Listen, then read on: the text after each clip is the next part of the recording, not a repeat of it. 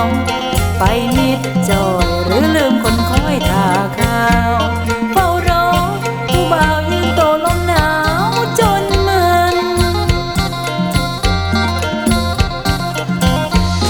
อ้ายมีผู้อื่นส่งไลน์บอกกันแน่เด้อหากใจเพลอลืมคนทางนี้เคยคู่น้องสิถือว่าสองคนเฮาบ่มีดวงได้เดินควงหอดขันวันวิวา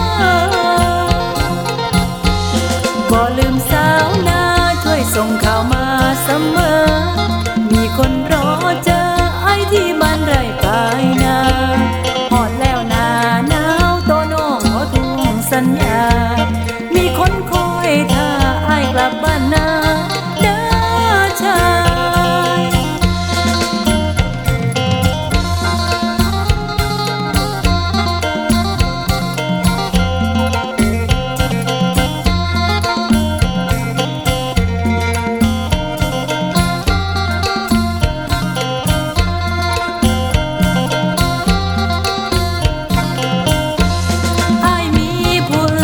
ส่งไลน์บอกกันแน่เด้อ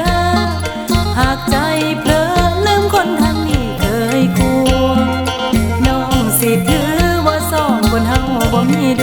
วงได้เดินควงหอดขันวันวิวาบ่ลืมสาวนาช่วยส่งข่าวมาเสมอมีคนรอเจอไอ้ที่บ้านไร่ปลายนาหอดแล้วหน้าหนาวโตน้องขอทวงสัญญา